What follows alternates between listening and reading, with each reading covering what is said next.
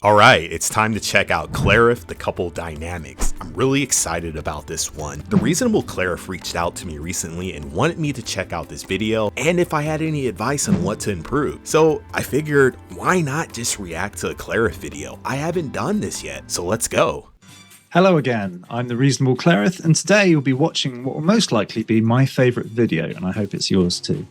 In our last ep, we explored the optics of Aerith and Cloud, how the residents of Final Fantasy VII seem to collectively nod and say, ah yes, these two are a thing, which really is a kick in the old materia sack for anyone trying to say they present as a brother-sister dynamic, which really gets on my nerves. It really.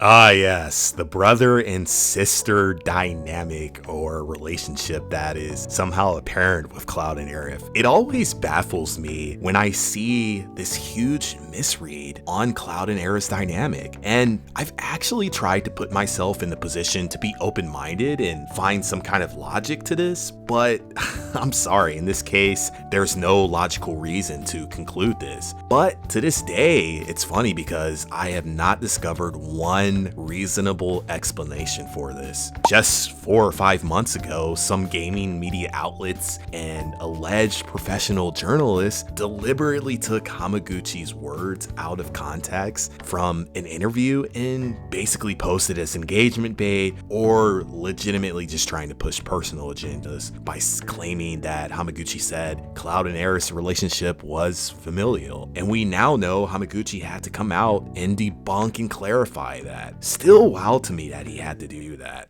It gets on my nerves. Because yes, when I think siblings, I immediately picture an adorable couple. You're so adorable! Shipped by half a sector. Couple, huh? So good. Lovebirds. Lovebirds. Couple. Couple? Badass couple. Sweet looking couple. So many. Power couple with a boundless love for bloodshed. A couple with so much chemistry that when you really think about it, these NPCs are scattered throughout the Reed trilogy at this point. I'm not sure if you're going to show them, but there's many in Rebirth. But yeah, Remake really tosses all these NPCs in our faces, and they are really making it apparent what's going on and what they see. Even the other romantic option worries enough to raise it with Cloud. And that's all there is to it. Sure, there. By the way, I prefer choosing Tifa here so you can get this exact scene here. I do love the Aerith one too as well, but this is classic. Come on now. Isn't something else going on? But then my family has only just stopped giving birth to babies with tails, so perhaps I'm not the best judge. Today, though, we're going to peek behind the curtain into the actual dynamic between our favourite flower girl and brooding ex-soldier turned walking identity crisis. Come on! Romance, soulmates, emotional trauma, happiness, sadness, it's all there. And I, for one, absolutely love it. Yeah, I couldn't agree with you any more here. The Clerith dynamic really does touch on many different angles and perspectives. You get a feast coming from Clerith, and I love it. It's part of what really pulls you in and connects you with them. And once that happens, you're attached, and oh baby, are you in for a ride, that's for sure. Let's start with the basics. Aerith Gainsborough and Cloud Strife, one of gaming's most beloved and emotionally complicated couples. They've come a long way. From the pixelated, vaguely polygonal shoulder shrugs of 1997 to the emotionally nuanced and graphically moisturized characters of Remake and Rebirth. What makes their relationship special isn't just the chemistry, it's how they bring each other back from the brink of becoming complete emotional disasters. A sort of mutual rescue mission, if you will. From the moment they meet, Aerith does what no one else dares. She pokes the grumpy bear, while others tiptoe around Cloud's broody aura like it might explode into a cacophony of goth poetry. Aerith treats him like an emotionally stunted git who just needs to get out more. And somehow this works. In Remake, their interactions crackle with a delightful mix of charm, awkwardness, and repressed longing. Aerith teases, Cloud pouts, and somewhere between the sarcasm and awkward silences, we get actual growth. Oh, yeah. It's like therapy. Yeah, I mean, when I really think about it, this is one of my favorite aspects of Clerith. Right here, what you're talking about. It's a big part of the foundation that Clerith is built on. And essentially, when you're talking about Aerith, with her having this ability to really navigate Cloud, and she's able to tease and poke and challenge Cloud, but she's keeping him on his toes whilst not becoming overly invasive, if that makes sense. And she lets him be himself, right? This literally happens immediately from the moment they meet, as you showed a bit earlier, which continued over and rolled into the church scene and the rooftops. How in Remake they expanded on that. It really showed the pure interaction and this at work on Rip with Cloud and Aerith. And I always think back to when I first played Remake and I was experiencing this scene, and it was unreal. The rooftop scene it's truly remarkable, and it has left an imprint in my mind about Clerith, and it's lovely. And then piggybacking on how this all rolled into each other, like really on Rip, their relationship started growing and evolving. Square Enix really did an amazing job at showing that instant click and chemistry between Cloud and Aerith. It's just too good. Therapy, but with giant swords. Nomura himself described Aerith as a presence of light in contrast to Cloud's shadows, which is poetic director speak for she makes him slightly less unbearable. And truly, Yeah, really talking about that too as well. It's described in official literature how Aerith melted that cold exterior of Cloud. I can't remember the exact verbiage of it. I think it's like, it was something along the lines of melts his frosty exterior, which is really, I like that usage of words. And when you really think about it, that's really what happens. You see, especially with the Re trilogy, you really get to see that coming into fruition. It's awesome. that's what makes it work. Aerith doesn't worship Cloud for his mystery or heroic persona or even his gravity-defying hair, though let's be Unlike honest, someone that hair else. deserves its own subplot. She sees through the facade, recognizes the confused, broken man underneath, and rather than running for the hills, as would be wise, she decides to stay, crack jokes, and help him peel back the layers of psychological. Which that's interesting too as well, where she could have just distanced herself. She could have literally ran away. And when you think about the aura that Cloud can give off to someone initially, you can only think that's the easy way out, right? That's where maybe a typical interaction would be in this world. So just something to think about. It's really cool that she on Rip was able to recognize that there's more to this man than meets the eye. And she's gonna find out what it is, and she is very, very immersed and on a mission already. Logical nonsense. This is a very patient woman. Now, to the sex under the high wind contingent, bless their hearts, who insist that soulmate status somehow cancels out romantic potential, I regret to inform you that being someone's soulmate doesn't mean you're relegated to friend zone for eternity. Yeah. This isn't a 2022 teen drama written by Andrew Tate. In fact, the greatest romances are built on soul-level connections. Darcy and Elizabeth, soulmates. Geralt and Yennefer, also soulmates. Ooh, that's a good one. But with added magical dysfunction and a rather confusing unicorn. Hazel, Grace, and Augustus, devastating, yes, but still soulmates. It's a fundamental part of a beautiful and, most importantly, long-lasting relationship. Aerith, ever the cosmic plant whisperer, carries the weight of the planet. Cloud, poor lad, carries roughly 7 people's worth of trauma and a sword the size of a surfboard. Yeah, no kidding. But somehow, together, they find clarity. And in Rebirth, that gold saucer scene, that's less date and more emotional exorcism. Subtle, meaningful, devastatingly tender. No flashy declarations, just... Real quick, I have to mention, you have a beautiful, how do I want to say this? The way that you're describing this dynamic and their interaction and evolution with one another, it's beautiful. The way that your words, it's honestly like music to my ears, how you're describing this. And I'm sure anyone else watching this video right now will think that. It's awesome. Just soft glances and the aching possibility that for a moment, just a moment, they're not broken. It's romance by way of the Japanese or British middle class. no eye contact, several layers of subtext, heavily suppressed longing, and all probably followed by polite conversation about the weather.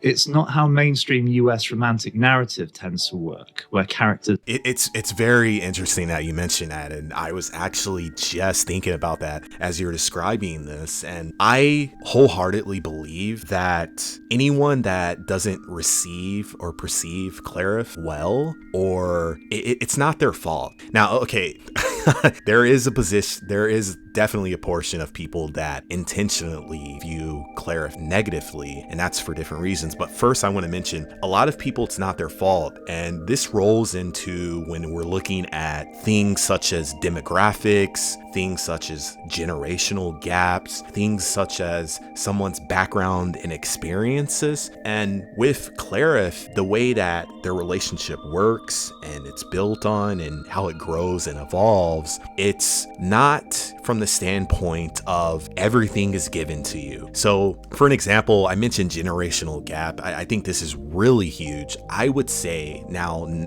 they're not all like this. When you look at like Gen Z or a younger generation, they have been conditioned to consume media in a way where it's in short bursts, and those short bursts give you as much as possible. And essentially it's all spoon fed to you. And that rolls into things such as, so if they're looking at romance or how a relationship develops, it's the easiest way to really show that to a viewer if you're creating media is through physical. So things such as kissing, things such as sexual intercourse, those things will blatantly put in someone's face, okay, hey, this is a man, a woman, a man and a man, woman, whatever it is, these two are together and they're in a relationship. That's clear as day to see. So if you see a kiss, boom. If you see, anything that comes with sex, boom, they're together. When it comes to Clerith, though, there's a lot of subtext.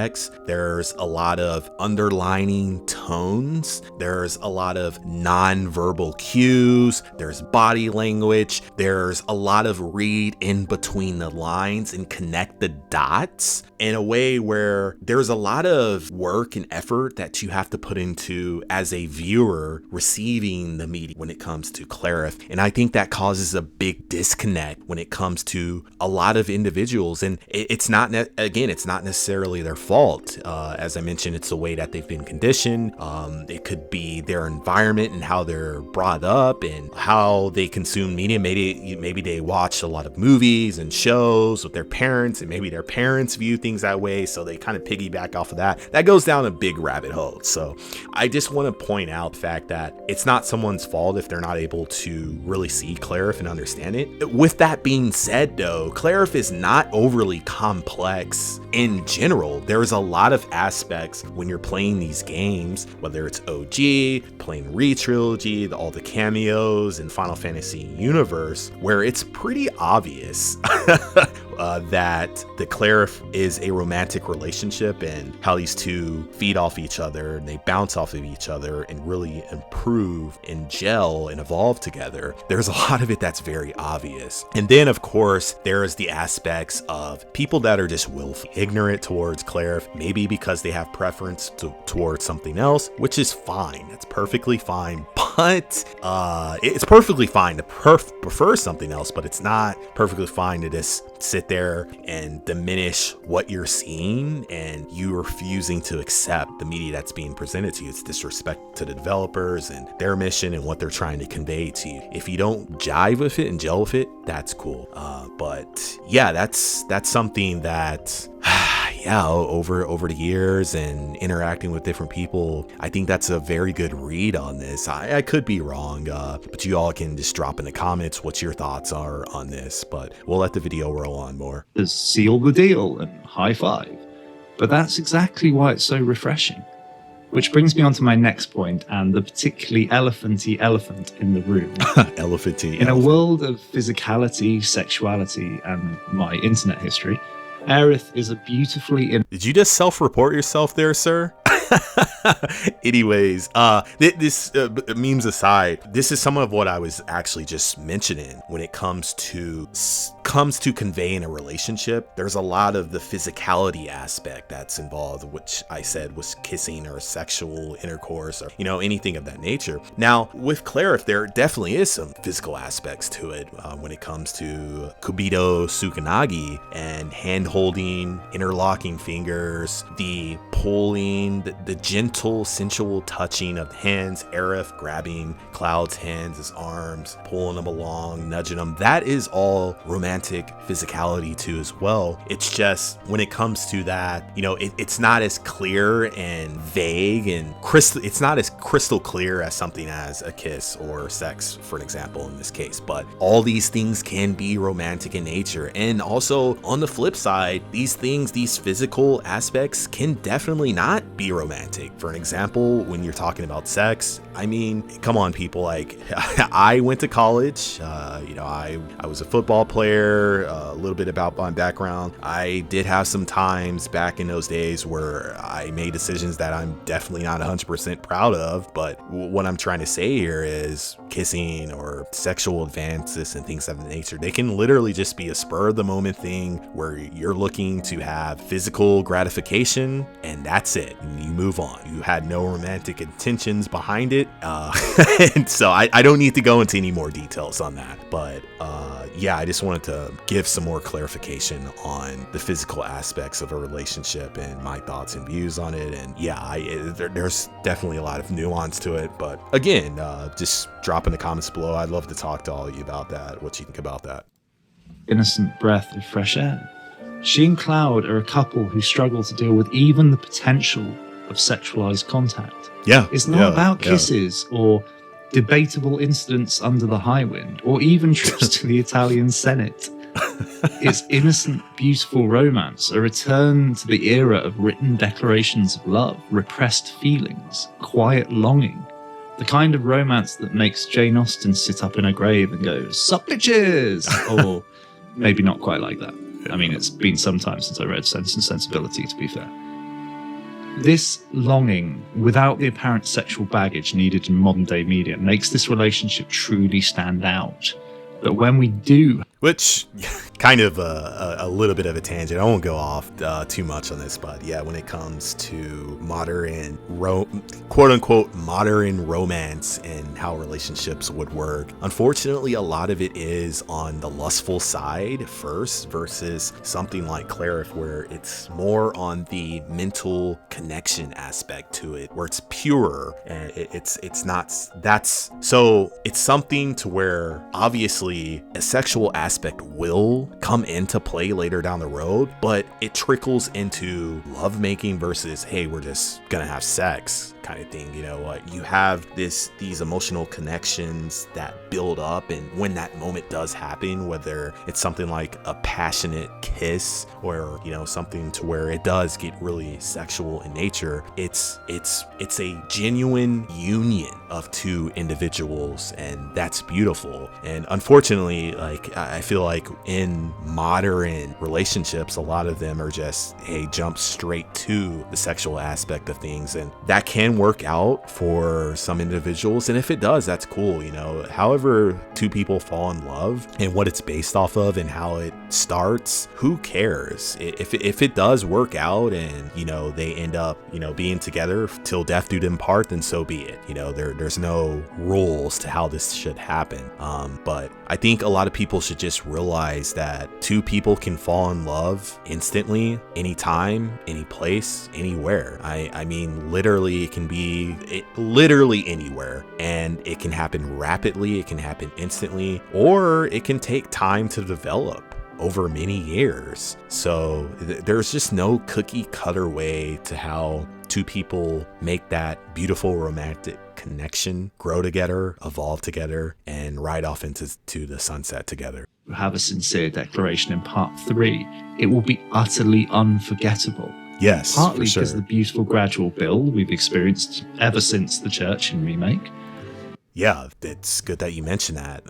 This is also an aspect that I really enjoy with Clerith, and I think a lot of you can resonate with this too as well, where it's a very slow burn romance. It's not rapid at the start, where it really jumps into things and things move swiftly and quickly, and that's fine if you prefer that and want that to happen. But with Clerith, yeah, it's literally a slow burn candle that is just lit up, and it's burning away slowly at night, and it really just develops. Everything connects. Now, it's not linear to where the relationship building, there's definitely some ups and downs, and that's cool too as well, but it is linear in terms of progression. There's not 2 steps forward, 4 steps backward kind of things. It's just literally just moving forward. It's stepping.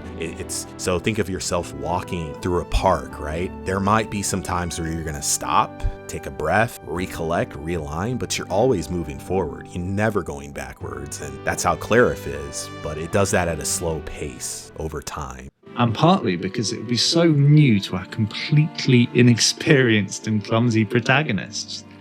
No hero persona, no moody swordplay, simply Cloud taking his first real steps into adulthood. Yeah. Possibly with the grace of a baby deer on ice, but steps nonetheless. But one of the things we can't do as a player is shake that feeling of finity, that every moment with Aerith is precious. This heightens every glance, every photo, every date. We absorb every interaction precisely because we don't know if they will ever be repeated. Yeah. And so we come to the heart of it. The love between Aerith and Cloud isn't about happy endings. It's a story full of bittersweet flavor, like a chocolate with a wonderful fondant filling, but an ever so... Yeah, it's a really good point on the romantic angle. Now, obviously, when it comes to romance and loving someone else and having that significant other, a lot of people will think, I feel, that it's all good, right?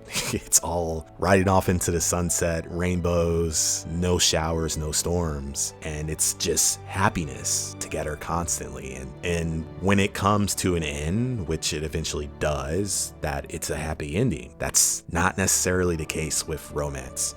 Clerith being a prime example of that. Now, as is, of course, this could very much change when it comes to part 3 of the Re trilogy, and I believe a lot of Cleriths, and just whether or not you believe in Clerith or not, you would be open, or you would definitely be wanting that to gear towards a happy ending. But obviously, we know with Clerith as it is, it's not always a happy ending. One person in the relationship loses the other, and when it comes to romance, that's just how it can happen. It can be brief happiness, it can be happiness over a span of time, and then it ends, and the way it ends can definitely be devastating.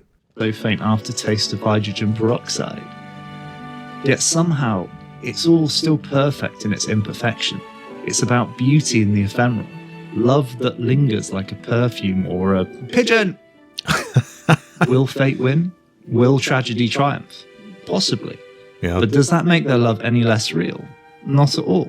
It makes... Yeah, absolutely. And again, there's so many aspects of Clerith that I love and why it resonates with me. And this is another one too as well, where, yeah, even though there is tragedy involved in it, it doesn't diminish the pure and strong connection and relationship that they had while they were both living. So if anything, that could amplify it, and depending on how you look at it, and it can definitely amplify and boost parts of it that we experience, the tragedy that results, if that makes sense. I'm kind of not sure if I'm coming off pretty clear here, but I think you understand what I'm trying to convey here. But yeah, it's like I said earlier in the video, and you mentioned too as well, Clerith is definitely a ride. You're in for a ride if you get invested, that's for sure. And a lot of it is good, a lot of it's peak, a lot of it's great, but yeah, a lot of it is very emotional, and you got to be ready for those wounds to hit your heart, for sure.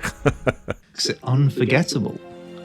But whether we're given that everlasting reunion in part 3 or not, one thing's for sure: we will see a resolution scene unlike any committed to video game. After 30 years of building, Aerith will finally declare her true feelings for Cloud. those feelings she talks about in Livestream White. Ooh. And I, for one, can't wait to see Cloud reciprocate. Thanks for watching. And remember, even in a world of Shinra conspiracies, magical calamity, and nightmares, it's still the little things, a shared laugh, a teasing smile, a flower picked in a beautiful garden, that can change everything. Wow. So touch on the end there. Yeah, I do agree with that. And I obviously, when you look at, this is something that I definitely need to get around to. I need to do an extensive analysis of the church scene specifically and talk about Aerith's quote unquote confession there. I think a lot of people have a bad read on that. And that includes everyone. That includes Clerith's too as well. And you mentioned where Aerith will get the chance to straight up directly convey what she's feeling to Cloud. And I do believe that is definitely something that we're gearing toward, kind of rolling toward happening in part 3. And I do believe that. And it will be a direct, and it would be something along the lines of, hey, I love you. And yes, Cloud reciprocating is definitely in the works. How that happens, who knows to say. There's a lot of ideas that I have there, but I'll leave that for that video specifically. I don't want to ramble on too long here, but especially because I don't have my thoughts in check here. So I want that to come off in a way to where I do justice to describing that. But yeah, this video is awesome. I'll reach out to you personally on the production side of things, but I figured, I just wanted to react to this and, blind. This is my first time watching it, of course, and kind of get my thoughts out. And also too as well, I think a lot of Cleriths that watch this video, go check out TheReasonableClerith. He just recently started his YouTube here. Give him a sub, watch his video. You can watch it without me yapping, of course. Watch it interrupted, because he does explain Clerith in a very beautiful way. It's very poetic.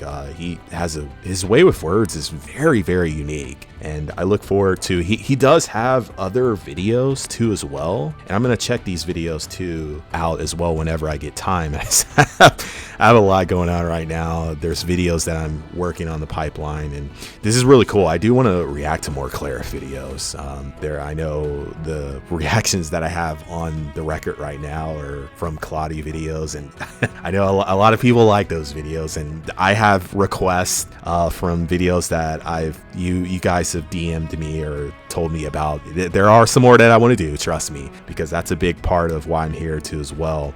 But this is another aspect. I want more Clerith creators to come on board, or just anyone in general with Final Fantasy VII that are more open to all aspects of the lore. It doesn't even have to be about Clerith, just more reasonable people, because there is a big portion of creators and videos on this platform when it comes to Final Fantasy VII that are very close-minded, and I would love that to change. So anyways, yeah, I'm subbing right now. That video was awesome. Did I give it a like?